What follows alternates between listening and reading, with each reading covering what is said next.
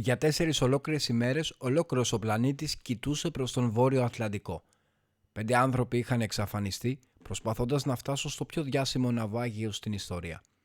Όσο όμως ο κόσμος περίμενε ένα θαύμα, η αλήθεια ήταν ότι αυτή η τραγωδία πιθανότατα είχε ξεκινήσει πολλά χρόνια νωρίτερα.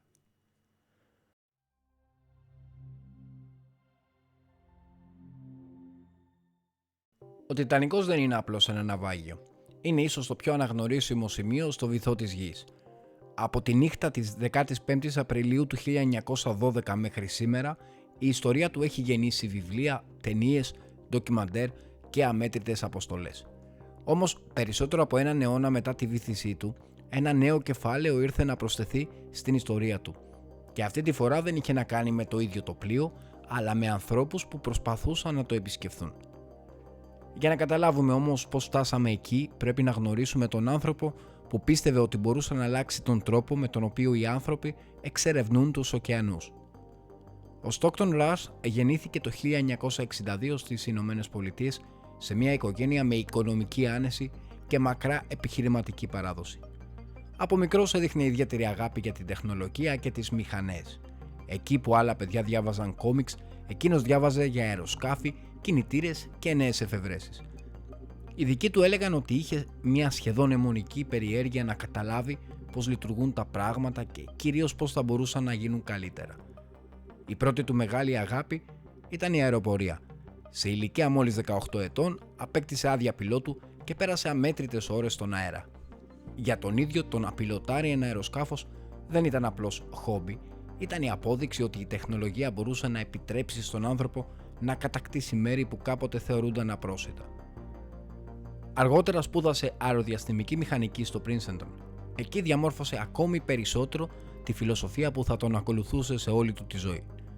Πίστευε ότι η πραγματική πρόοδος δεν έρχεται όταν ακολουθείς πιστά τους κανόνες, αλλά όταν τολμάς να τους αμφισβητήσεις. Ήταν μια ιδέα που για πολλούς ακούγεται σχεδόν αυτονόητη στον κόσμο της καινοτομίας. Οι μεγαλύτερες τεχνολογικές επαναστάσεις έγιναν επειδή κάποιος τόλμησε να κάνει κάτι διαφορετικό. Το πρόβλημα είναι ότι υπάρχει μια λεπτή γραμμή ανάμεσα στην καινοτομία και στην απερισκεψία. Και πολλές φορές αυτή η γραμμή γίνεται ορατή μόνο όταν είναι ήδη αργά. Μετά τις σπουδές του εργάστηκε σε διάφορες εταιρείες και ασχολήθηκε με επενδύσεις, όμως ποτέ δεν εγκατέλειψε την ιδέα ότι ήθελε να δημιουργήσει κάτι πραγματικά δικό του. Κάτι που δεν θα βελτίωνε απλώς μια υπάρχουσα τεχνολογία, αλλά θα άνοιγε έναν εντελώς νέο δρόμο. Εκείνη την περίοδο άρχισε να στρέφει το ενδιαφέρον του προς ένα περιβάλλον που, όσο παράξενο και να ακούγεται, γνωρίζουμε λιγότερο από την επιφάνεια της σελήνης: τους ωκεανούς. Οι περισσότεροι άνθρωποι θεωρούν δεδομένο ότι έχουμε χαρτογραφήσει σχεδόν ολόκληρη τη γη. Στην πραγματικότητα, τεράστιες περιοχές του βυθού παραμένουν ελάχιστα εξερευνημένες. Το κόστος είναι τεράστιο, η τεχνολογία εξαιρετικά απαιτητική και οι συνθήκες ακραίες. Σε βάθη αρκετών χιλιόμετρων η πίεση είναι τόσο μεγάλη ώστε ένα μικρό λάθος στο σχεδιασμό μπορεί να αποδειχθεί καταστροφικό. Για τον Ρας όμως αυτό δεν ήταν λόγος να μείνει κανείς μακριά.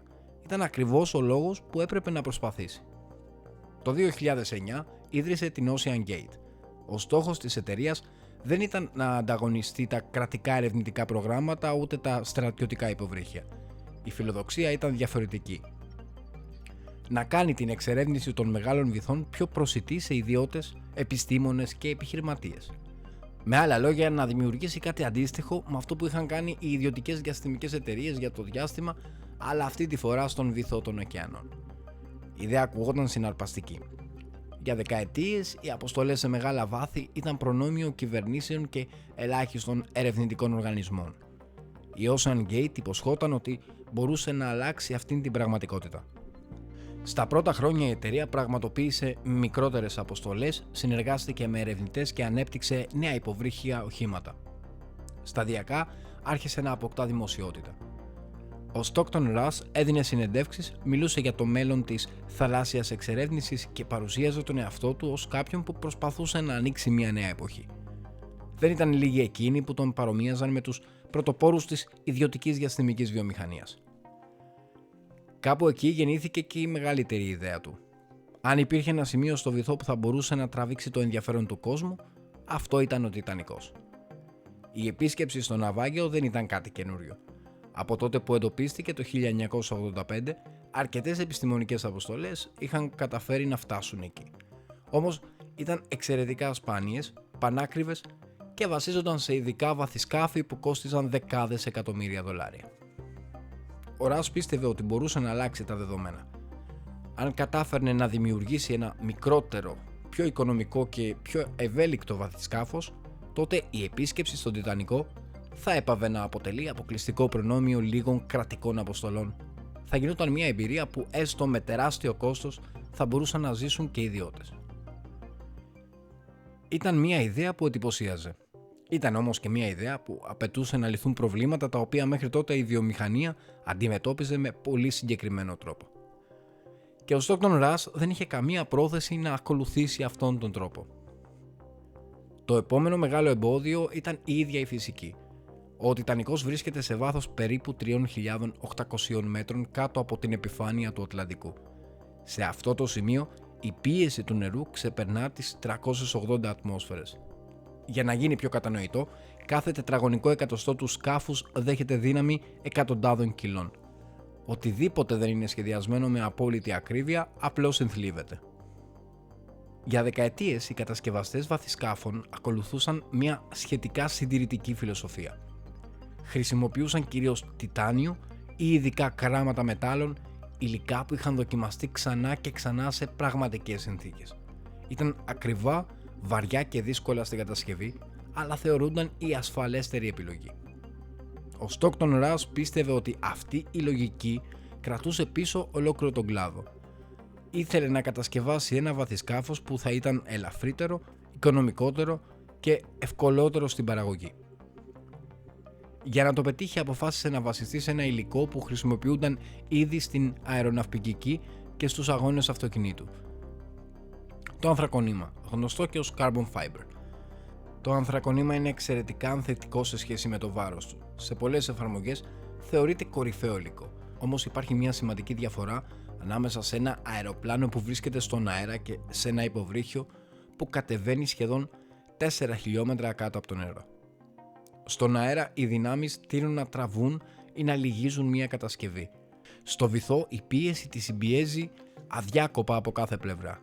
Και η συμπεριφορά του ανθρακονήματος κάτω από επαναλαμβανόμενους κύκλους τόσο ακραίας συμπίεσης δεν είχε δοκιμαστεί σε επιχειρησιακή χρήση σε τέτοια βάθη. Αυτό δεν σημαίνει απαραίτητα ότι το σχέδιο ήταν καταδικασμένο. Σήμαινε όμως ότι απαιτούσε εξαιρετικά αυστηρές δοκιμές και επιβεβαίωση από ανεξάρτητους οργανισμούς. Εδώ εμφανίστηκαν οι πρώτες σοβαρές διαφωνίες. Στον χώρο των βαθυσκαφών υπάρχουν οργανισμοί πιστοποίησης που εξετάζουν κάθε λεπτομέρεια μιας κατασκευής πριν αυτή μεταφέρει ανθρώπους σε μεγάλα βάθη. Η διαδικασία είναι ακριβή, χρονοβόρα και συχνά καθυστερεί την εμπορική αξιοποίηση ενός σχεδίου. Ο Ρας είχε διαφορετική άποψη. Σε συνεντεύξεις του υποστήριζε ότι η υπερβολική πιστοποίηση πολλές φορές λειτουργεί ως εμπόδιο στην καινοτομία. Πίστευε πως αν οι πρωτοπόροι του παρελθόντος περίμεναν να εγκριθεί κάθε τους ιδέα, πολλές τεχνολογικές εξελίξεις δεν θα είχαν συμβεί ποτέ. Ήταν μια δήλωση που για κάποιους ακουγόταν τολμηρή και εμπνευσμένη. Για άλλους όμως ήταν ανησυχητική. Καθώς η ανάπτυξη του Titan προχωρούσε, αρκετοί ειδικοί της βιομηχανίας άρχισαν να εκφράζουν επιφυλάξεις. Δεν αμφισβητούσαν απαραίτητα το όραμα της Ocean Gate, αμφισβητούσαν το ρυθμό με τον οποίο η εταιρεία προσπαθούσε να το υλοποιήσει και κυρίως τις επιλογές που έκανε στο σχεδιασμό. Το 2018 μια ομάδα ειδικών στον χώρο των βαθυσκαφών απέστειλε επιστολή στην Ocean Gate εκφράζοντας την ανησυχία ότι η εταιρεία θα έπρεπε να υποβάλει το σκάφος σε πιο αυστηρές διαδικασίες αξιολόγησης πριν ξεκινήσει εμπορικές αποστολές. Η επιστολή δεν αποτελούσε επίσημη απαγόρευση ούτε ισχυριζόταν ότι το Titan ήταν επικίνδυνο. Ήταν όμως μια ξεκάθαρη προειδοποίηση ότι η υπόλοιπη κοινότητα δεν ένιωθε άνετα με τον τρόπο που εξελισσόταν το πρόγραμμα. Παράλληλα, μέσα στην ίδια την Ocean Gate υπήρχαν άνθρωποι που εξέφραζαν παρόμοιες ανησυχίες. Ένας από αυτούς ήταν ο David Longtridge, διευθυντής θαλάσσιων επιχειρήσεων της εταιρείας. Κατά τη διάρκεια εσωτερικών ελέγχων υποστήριξε ότι χρειαζόταν περισσότερη τεκμηρίωση, περισσότερες δοκιμές και επιπλέον αξιολόγηση σε κρίσιμα σημεία της κατασκευής. Η διαφωνία εξελίχθηκε σε σοβαρή σύγκρουση με τη διοίκηση. Ο Λόγκριτζ απομακρύνθηκε από την εταιρεία και ακολούθησε δικαστική διαμάχη, με την Ocean Gate να υποστηρίζει ότι είχε παραβιάσει συμφωνίες εμπιστευτικότητας, ενώ ο ίδιος επέμενε πως είχε εκφράσει εύλογες ανησυχίες για ζητήματα ασφαλείας. Την ίδια περίοδο, ο Stockton Rush συνέχιζε να υπερασπίζεται δημόσια τη φιλοσοφία του. Υποστήριζε ότι κάθε μεγάλη τεχνολογική πρόοδος απαιτεί ρίσκο, ότι η απόλυτη ασφάλεια δεν υπάρχει και ότι αν όλοι φοβούνται να δοκιμάσουν κάτι νέο, τότε η πρόοδος σταματά. Αυτές οι δηλώσεις τον έκαναν ιδιαίτερα δημοφιλή σε ένα κοινό που αγαπούσε τις ιστορίες καινοτομίας. Παρουσιαζόταν ως ένας επιχειρηματίας που προσπαθούσε να σπάσει ένα κατεστημένο δεκαετιών. Όμως στον χώρο της μηχανικής, αρκετοί ακούγαν τις ίδιες ακριβώς δηλώσεις και έβγαζαν το αντίθετο συμπέρασμα. Για αυτούς, η καινοτομία δεν ήταν ποτέ αντίθετη με την ασφάλεια. Ήταν κάτι που έπρεπε να αποδεικνύεται βήμα-βήμα, ειδικά όταν διακυβεύονταν ανθρώπινες ζωές. Παρά τις αντιδράσεις, η ανάπτυξη του Titan συνεχίστηκε. Το βαθυσκάφος ολοκληρώθηκε και ξεκίνησε τις πρώτες δοκιμαστικές του καταδύσεις. Κάθε επιτυχής κατάδυση ενίσχυε την αυτοπεποίθηση της Ocean Gate ότι είχε πάρει τις σωστές αποφάσεις. Σταδιακά το ενδιαφέρον άρχισε να μεγαλώνει. Εκατομμυριούχοι εξερευνητές, επιχειρηματίες και λάτρεις της ιστορίας του Τιτανικού άρχισαν να βλέπουν την εταιρεία ως τη μοναδική ευκαιρία να πραγματοποιήσουν ένα ταξίδι που μέχρι τότε έμοιαζε αδύνατο. Η Ocean Gate είχε πλέον το προϊόν που ονειρευόταν. Το μόνο που απέμενε ήταν να αποδείξει ότι μπορούσε να το επαναλαμβάνει ξανά και ξανά με ασφάλεια. Και ακριβώς εκεί άρχισαν να εμφανίζονται τα πρώτα προβλήματα στην πράξη.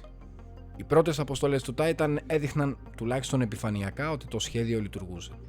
Το βαθυσκάφος κατάφερε να πραγματοποιήσει καταδύσεις σε μεγάλα βάθη, μεταφέροντας επιστήμονες, εξερευνητές και αργότερα ιδιώτες που είχαν πληρώσει ένα τεράστιο ποσό για να ζήσουν μια εμπειρία που ελάχιστοι άνθρωποι στην ιστορία είχαν γνωρίσει. Κάθε επιτυχημένη αποστολή ενίσχυε την αυτοπεποίθηση της Ocean Gate. Για τον Stockton Rush ήταν η απόδειξη ότι η βιομηχανία μπορούσε πράγματι να αλλάξει. Η πραγματικότητα όμως ήταν πιο σύνθετη. Οι αποστολές στον Τιτανικό δεν έμοιαζαν με μια συνηθισμένη εκδρομή. Κάθε κατάδυση απαιτούσε εβδομάδες προετοιμασίας, εξειδικευμένο προσωπικό, υποστηρικτικά πλοία και ευνοϊκές καιρικές συνθήκες στο Βόρειο Ατλαντικό. Η περιοχή όπου βρίσκεται το ναυάγιο είναι γνωστή για τις απότομες αλλαγές του καιρού, τα ισχυρά ρεύματα και τα πολύ μικρά χρονικά παράθυρα μέσα στα οποία μπορεί να πραγματοποιηθεί μια ασφαλής αποστολή. Ακόμη και όταν κυλούσαν σύμφωνα με το πρόγραμμα, η διαδικασία δεν ήταν απλή. Οι επιβάτες επιβιβάζονταν στο Titan από το κατάστρωμα του πλοίου υποστήριξης. Η είσοδος έκλεινε από έξω με μια βαριά μεταλλική καταπακτή, η οποία στερεωνόταν με πολλαπλές βίδες. Από τη στιγμή που το υποβρύχιο σφραγιζόταν, κανείς στο εσωτερικό δεν μπορούσε να το ανοίξει μόνος του. Η έξοδος ήταν δυνατή μόνο όταν το Titan επέστρεφε στην επιφάνεια και το πλήρωμα του πλοίου αφαιρούσε την καταπακτή. Στο εσωτερικό ο χώρος ήταν εξαιρετικά περιορισμένος. Οι επιβάτες κάθονταν σχεδόν ο ένας δίπλα στον άλλον χωρίς κανονικά καθίσματα. Δεν υπήρχαν παράθυρα γύρω τους, μόνο ένα μικρό ακριλικό φινιστρίνι στο μπροστινό μέρος, από το οποίο θα αντίκριζαν το βυθό όταν έφταναν στον προορισμό τους. Ακόμη και ο τρόπος χειρισμού του Titan προκαλούσε συζητήσεις. Το βαθυσκάφος χρησιμοποιούσε ένα τροποποιημένο ασύρματο χειριστήριο, παρόμοιο με εκείνα που χρησιμοποιούνται στις κονσόλες βιντεοπαιχνιδιών. Η εικόνα αυτή έκανε τον γύρο του διαδικτύου και πολλοί την σχολίασαν ειρωνικά, όμως από μόνη της δεν αποτελούσε απόδειξη κακής σχεδίασης. Αντίθετα, αρκετά επαγγελματικά συστήματα χρησιμοποιούν εμπορικά χειριστήρια όταν αυτά καλύπτουν τις απαιτήσεις αξιοπιστίας. Για τον Rush ήταν άλλη μια ένδειξη ότι η εταιρεία δεν φοβόταν να χρησιμοποιήσει σύγχρονες και οικονομικότερες λύσεις εκεί που ήταν εφικτό. Οι πραγματικές ανησυχίες βρισκόταν πολύ βαθύτερα από το χειριστήριο. Καθώς το Titan πραγματοποιούσε όλο και περισσότερες καταδύσεις, άρχισαν να εμφανίζονται μικρά τεχνικά προβλήματα. Κάποιες αποστολές χρειάστηκε να διακοπούν πριν φτάσουν στο Τιτανικό. Άλλες καθυστέρησαν λόγω βλαβών στον εξοπλισμό ή δυσκολιών στην επικοινωνία με το πλοίο επιφανείας. Υπήρξαν περιπτώσεις όπου το βαθυσκάφος έχασε προσωρινά τον προσανατολισμό του ή χρειάστηκε περισσότερος χρόνος από το συνηθισμένο για να εντοπίσει το ναυάγιο. Στις περισσότερες περιπτώσεις τα προβλήματα αντιμετωπίζονταν και οι αποστολές ολοκληρώνονταν. Στην Ocean Gate επικρατούσε η αντίληψη ότι αυτά ήταν φυσιολογικά εμπόδια σε ένα τόσο πρωτοποριακό πρόγραμμα. Κάθε νέα κατάδυση, έλεγαν, παρήχε πολύτιμα δεδομένα που βοηθούσαν τη βελτίωση του Titan. Αρκετοί μηχανικοί όμως έβλεπαν την κατάσταση διαφορετικά. Σε αντίθεση με ένα αεροσκάφος ή ένα αυτοκίνητο, ένα βαθυσκάφος που επιχειρεί σε τέτοια βάθη δεν έχει περιθώριο να παρουσιάσει σοβαρή αστοχία. Αν κάτι πάει στραβά, σχεδόν 4 χιλιόμετρα κάτω από την επιφάνεια, οι πιθανότητες άμεσης διάσωσης είναι ουσιαστικά μηδενικές. Γι' αυτό το λόγο κάθε μικρό τεχνικό περιστατικό αποκτούσε ιδιαίτερη σημασία. Ένα ακόμη ζήτημα που συζητιόταν έντονα αφορούσε το ίδιο το ανθρακονημάτινο κήτος. Σε αντίθεση με τα παραδοσιακά μεταλλικά υλικά, τα σύνθετα υλικά μπορεί να εμφανίσουν μικροσκοπικές εσωτερικές φθορές, οι οποίες δεν είναι πάντα εύκολο να εντοπιστούν με μια απλή εξωτερική επιθεώρηση. Κάθε κατάδυση και κάθε επιστροφή στην επιφάνεια αποτελούσε έναν ακόμη κύκλο ακραίας φόρτισης για την κατασκευή. Η Ocean Gate είχε αναπτύξει δικά της συστήματα παρακολούθησης της δομικής κατάστασης του Titan. Ο Stockton Rush πίστευε ότι αυτά τα συστήματα μπορούσαν να εντοπίσουν έγκαιρα οποιαδήποτε επικίνδυνη μεταβολή πριν εξελιχθεί σε πραγματική απειλή. Δεν συμφωνούσαν όλοι με αυτή την εκτίμηση. Εκτός της εταιρείας, αρκετοί ειδικοί εξακολουθούσαν να επιμένουν ότι η συμπεριφορά ενός ανθρακονημάτινου κήτους μετά από επαναλαμβανόμενες καταδύσεις σε τόσο ακραία βάθη δεν είχε μελετηθεί επαρκώς ώστε να υπάρχει απόλυτη εμπιστοσύνη στα διαθέσιμα δεδομένα.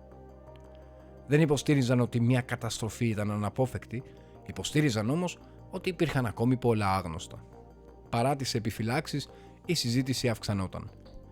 Η θέση σε μια αποστολή κόστιζε περίπου $250,000. Κι όμως άνθρωποι από όλο τον κόσμο δήλωναν πρόθυμοι να πληρώσουν αυτό το ποσό. Δεν αγόραζαν απλώς ένα ταξίδι, αγόραζαν την ευκαιρία να επισκεφθούν ένα μέρος που είχαν δει μόνο σε ντοκιμαντέρ και κινηματογραφικές ταινίες.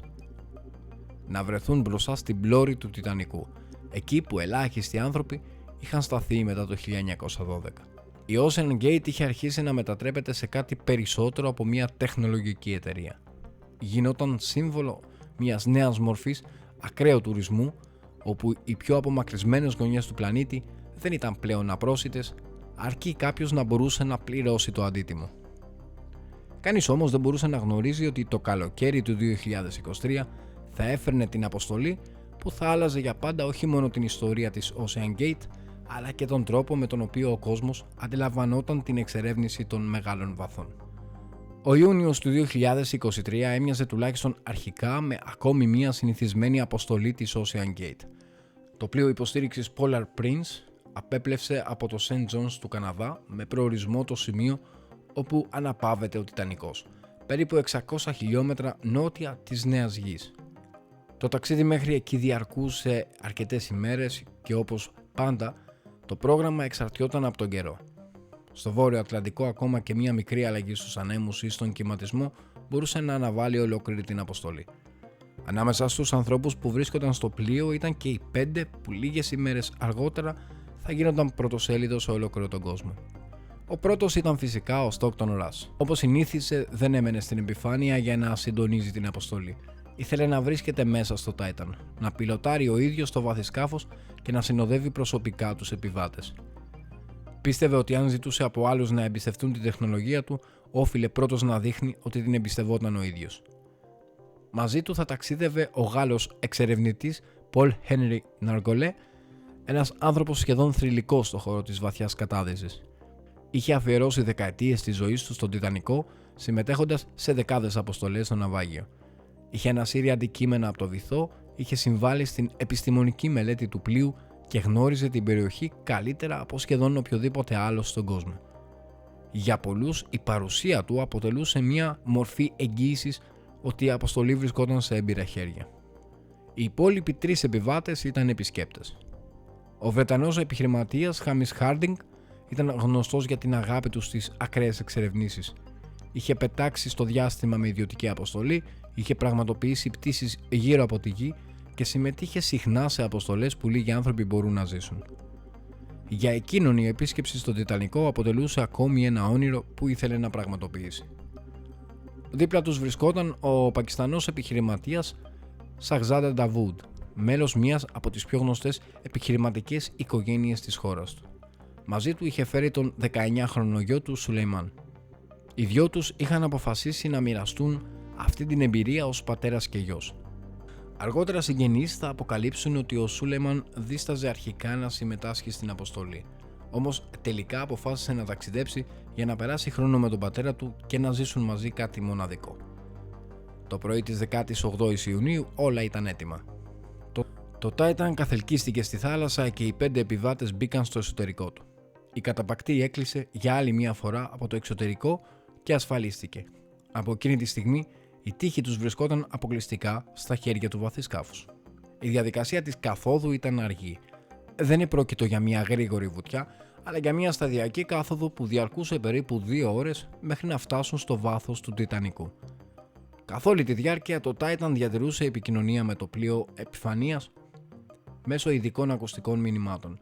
Σε αυτά τα βάθη τα συμβατικά ραδιοκύματα δεν λειτουργούν, γι' αυτό και η επικοινωνία είναι περιορισμένη, αργή και πολύ ευάλωτη σε διακοπές. Στην αρχή όλα έδειχναν φυσιολογικά. Το βαθυσκάφος κατέβαινε σύμφωνα με το πρόγραμμα, ενώ το πλήρωμα του Polar Prince παρακολουθούσε την πορεία του από τα διαθέσιμα συστήματα. Περίπου 1 ώρα και 45 λεπτά μετά την έναρξη της κατάδυσης, στάλθηκαν τα τελευταία μηνύματα από το Titan. Ύστερα επικράτησε σιωπή. Στην αρχή κανείς δεν πανικοβλήθηκε. Η επικοινωνία με βαθυσκάφη σε τέτοια βάθη δεν ήταν ποτέ συνεχής και υπήρχαν περιπτώσεις στο παρελθόν όπου το σήμα χάνονταν προσωρινά. Το προσωπικό του πλοίου προσπάθησε να αποκαταστήσει την επαφή, θεωρώντας ότι ίσως επρόκειτο για μια ακόμη τεχνική δυσκολία. Τα λεπτά όμως περνούσαν και το Titan δεν απαντούσε. Σταδιακά η ανησυχία άρχισε να μετατρέπεται σε συναγερμό.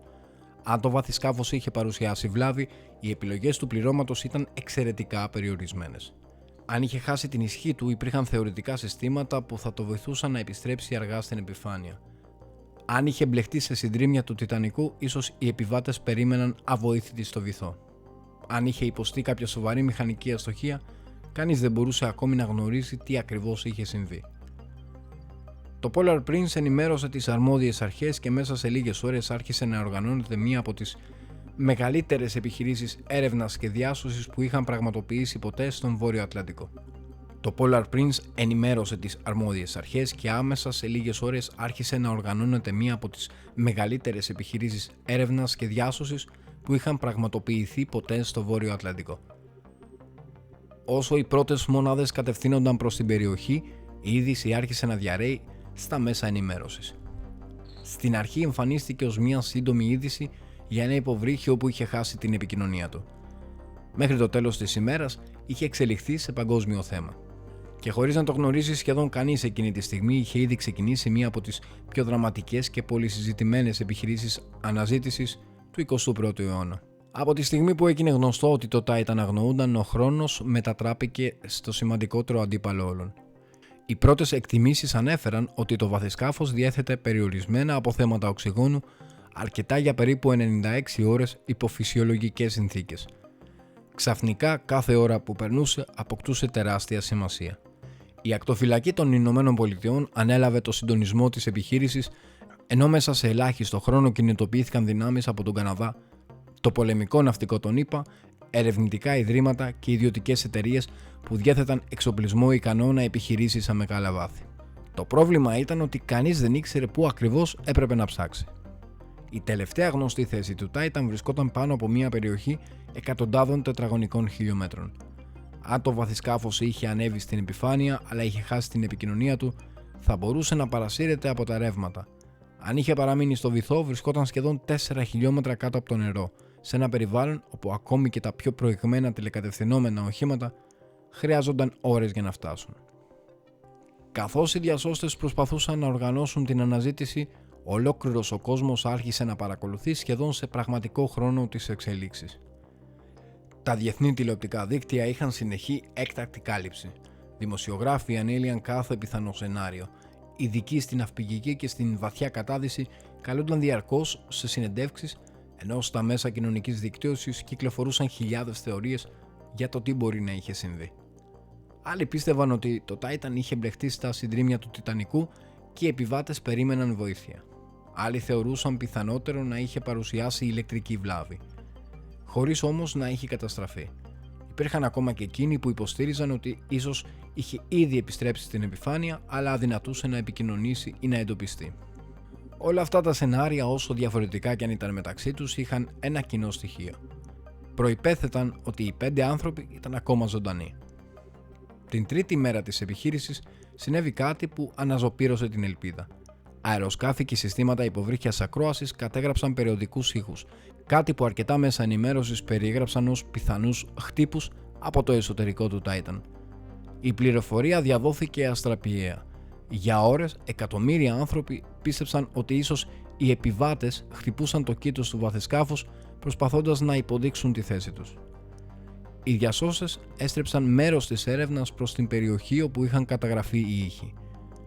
Εξειδικευμένα υποβρύχια οχήματα κατευθύνθηκαν εκεί, ελπίζοντας ότι θα εντόπιζαν το Titan πριν εξαντληθεί το διαθέσιμο οξυγόνο. Όμως όσο περνούσαν οι ώρες, καμία επιβεβαίωση δεν ερχόταν. Αργότερα θα γινόταν γνωστό ότι οι ήχοι αυτοί δεν μπορούσαν να συνδεθούν με βεβαιότητα με το αγνοούμενο βαθισκάφος. Στον ωκεανό υπάρχουν αμέτρητες πηγές θορύβου, από κινήσεις μεταλλικών αντικειμένων και γεωλογικές διεργασίες μέχρι άλλες ανθρώπινες δραστηριότητες. Εκείνες τις ημέρες όμως, οποιαδήποτε ένδειξη, όσο αβέβαιη και αν ήταν, αντιμετωπιζόταν ως πιθανή ευκαιρία να σωθούν 5 ζωές. Παράλληλα, η ίδια επιχείρηση διάσωσης αποκάλυπτε πόσο δύσκολη είναι στην πραγματικότητα η εξερεύνηση των μεγάλων βαθών. Ορισμένα από τα ελάχιστα τηλεκατευθυνόμενα οχήματα στον κόσμο που μπορούσαν να φτάσουν στο βάθος του Τιτανικού βρίσκονταν χιλιάδες χιλιόμετρα μακριά. Έπρεπε να μεταφερθούν αεροπορικώς, να φορτωθούν σε πλοία και να ταξιδέψουν μέχρι την περιοχή των ερευνών. Κάθε καθυστέρηση μετρούσε αντίστροφα απέναντι στο υποτιθέμενο διαθέσιμο οξυγόνο του Titan. Καθώς πλησίαζε το τέλος του τετραήμερου χρονικού ορίου, η αισιοδοξία άρχισε να υποχωρεί. Οι ειδικοί απέφευγαν όλο και περισσότερο να μιλούν για διάσωση και προτιμούσαν να αναφέρονται στον εντοπισμό του βαθισκάφους. Ήταν μια μικρή αλλαγή στη διατύπωση, αλλά αποκάλυπτε ότι οι πιθανότητες να βρεθούν ζωντανοί επιβάτες μειώνονταν δραματικά. Κι όμως οι έρευνες δεν σταματούσαν. Το πρωί της 22ης Ιουνίου, ένα τηλεκατευθυνόμενο όχημα που επιχειρούσε κοντά στην πλώρη του Τιτανικού εντόπισε κάτι ασυνήθιστο στο βυθό. Δεν ήταν ολόκληρο το Titan, ήταν κομμάτια του. Στην αρχή κανείς δεν ήθελε να βγάλει βιαστικά συμπεράσματα. Τα τηλεκατευθυνόμενα οχήματα συνέχιζαν να εξετάζουν την περιοχή, καταγράφοντας εικόνες από κάθε αντικείμενο που εντόπιζαν στον πυθμένα. Λίγο όμως η εικόνα άρχιζε να γίνεται ξεκάθαρη. Σε μικρή απόσταση από την πλώρη του Τιτανικού είχαν διασκορπιστεί μεγάλα τμήματα του βαθισκάφους. Ανάμεσά τους αναγνωρίστηκαν το εμπρόστιο και το πίστιο τμήμα από τιτάνιο, καθώς και άλλα βασικά εξαρτήματα της κατασκευής. Η διάταξή τους έλεγε μια ιστορία πριν ακόμη ολοκληρωθεί η επίσημη ανάλυση.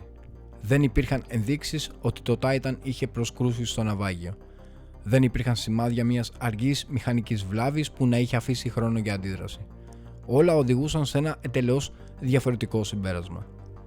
Το βαθισκάφος είχε υποστεί καταστροφική εμφάνιση εσωτερικής κατάρρευσης του κήτους, γνωστή ως implosion.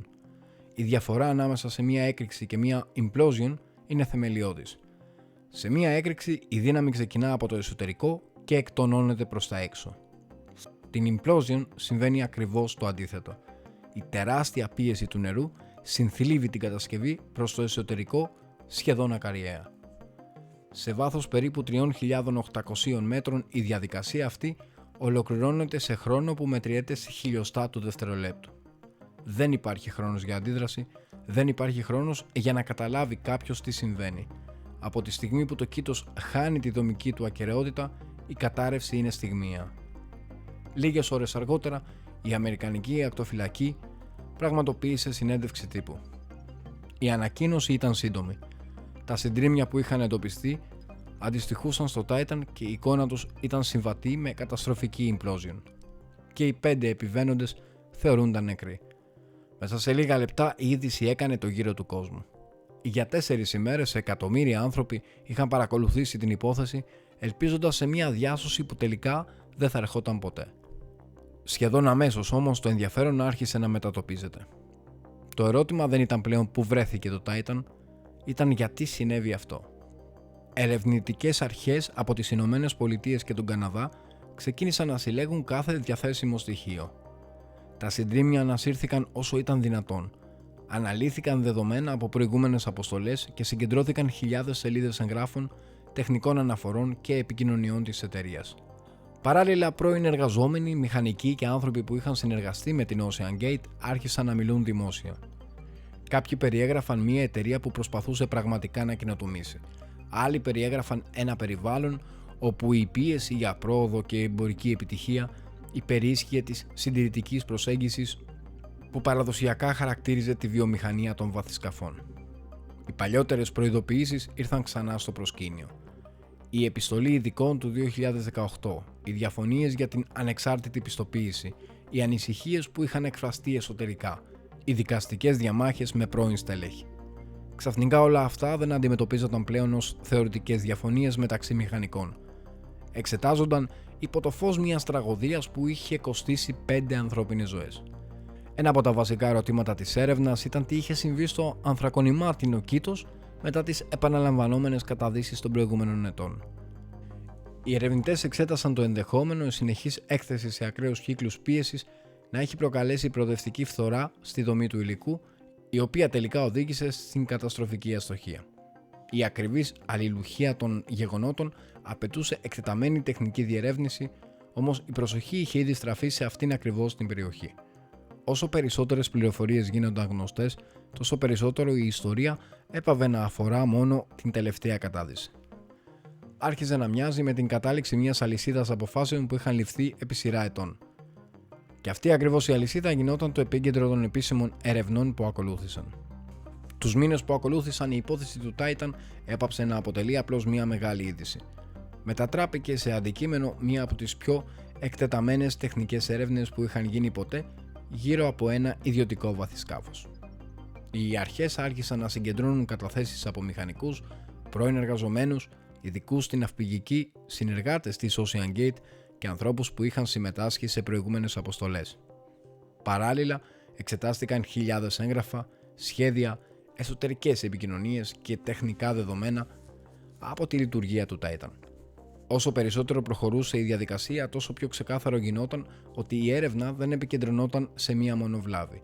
Οι ερευνητές προσπαθούσαν να καταλάβουν ολόκληρη τη φιλοσοφία με την οποία είχε σχεδιαστεί, κατασκευαστεί και λειτουργήσει το πρόγραμμα της Ocean Gate.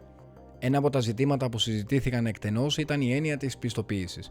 Στην αεροπορία, την ναυπηγική και γενικότερα στις μεταφορές, ανεξάρτητοι οργανισμοί ελέγχουν αν μια κατασκευή πληρεί συγκεκριμένα πρότυπα ασφαλείας πριν χρησιμοποιηθεί εμπορικά. Η διαδικασία αυτή δεν εγγυάται ότι δεν θα υπάρξει ποτέ ατύχημα. Μειώνει όμως σημαντικά την πιθανότητα να περάσουν απαρατήρητα κρίσιμα σχεδιαστικά προβλήματα. Η Ocean Gate είχε επιλέξει διαφορετική πορεία. Ο Stockton Rush υποστήριζε ότι η εταιρεία πραγματοποιούσε τους δικούς της ελέγχους και ότι οι παραδοσιακές διαδικασίες πιστοποίησης δεν μπορούσαν να συμβαδίζουν με την ταχύτητα της τεχνολογικής εξέλιξης. Για τους επικριτές του όμως, ακριβώς αυτή η επιλογή σήμαινε ότι έλειπε ένα επιπλέον επίπεδο ανεξάρτητου ελέγχου σε ένα σύστημα που λειτουργούσε στα όρια της ανθρώπινης τεχνολογίας. Ταυτόχρονα ήρθαν ξανά στην επιφάνεια δημόσιες δηλώσεις του Rush από προηγούμενα χρόνια.